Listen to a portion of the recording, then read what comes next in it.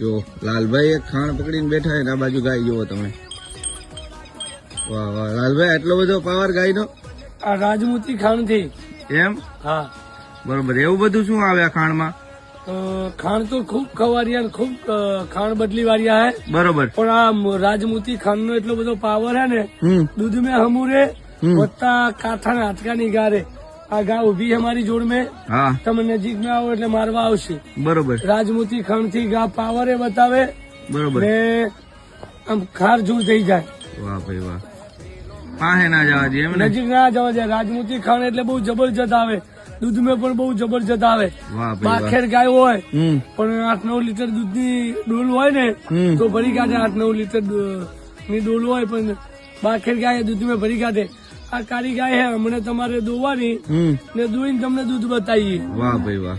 આ રાજમોતી નો પાવર એમ ને? રાજમોતી નો પાવર બહુ જબરો હોય. વાહ ભાઈ વાહ.